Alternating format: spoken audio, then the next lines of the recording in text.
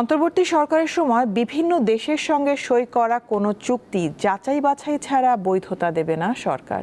এরই মধ্যে জাপানের সঙ্গে করা প্রতিরক্ষা চুক্তি যাচাই বাছাইয়ের কথা জানিয়েছেন প্রধানমন্ত্রী পররাষ্ট্র বিষয়ক উপদেষ্টা হুমায়ুন কবির। মঙ্গলবার তিনি আরও জানান, স্বার্থ রক্ষা হলে জাপানের সঙ্গে প্রতিরক্ষা চুক্তি বহাল থাকবে। ৩ ফেব্রুয়ারি ঢাকা সেনানিবাসে জাপানের সঙ্গে বাংলাদেশের প্রতিরক্ষা সরঞ্জাম ও প্রযুক্তি হস্তান্তর চুক্তি সই হয়। অন্তর্বর্তী সরকারের একেবারে শেষ সময়ে এসে করা এই বৈদেশিক চুক্তি যাচাই বাছাইয়ের সিদ্ধান্ত নিয়েছে নির্বাচিত নতুন সরকার। মঙ্গলবার পররাষ্ট্র মন্ত্রণালয়ে জাপানের সঙ্গে বৈঠকের পর এই তথ্য জানিয়েছেন প্রধানমন্ত্রীর উপদেষ্টা হুমায়ুন কবির।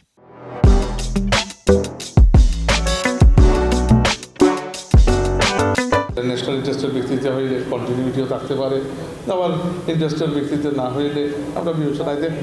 বাংলাদেশের পররাষ্ট্রনীতির মূল সেন্টার পিস থাকবে দি interest of the people of Bangladesh and it's sovereign soil and territory.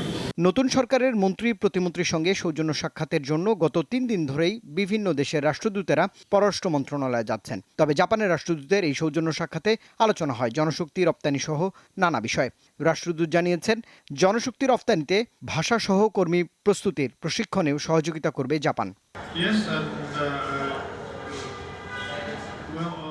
দুই দেশে দ্বিপাক্ষিক সম্পর্ক, ইন্দো প্যাসিফিক ইস্যু, কৌশলগত অংশীদারিত্ব, মাতারবাড়ি প্রকল্প সহ বিভিন্ন বিষয়ে আমাদের আলাপ হয়েছে। এমনকি প্রতিরক্ষা চুক্তির বিষয়টিও তুলে ধরেছি। এটা যেন সুন্দরভাবে চলে সেটা বলেছি। দক্ষ কর্মী প্রসঙ্গেও আমরা কথা বলেছি। বাংলাদেশে নিযুক্ত সংযুক্ত আরব আমিরাতের রাষ্ট্রদূত আবদুল্লাহ আলী আল হামদু এদিন পররাষ্ট্র মন্ত্রণালয়ে সৌজন্য সাক্ষাতের জন্য যান।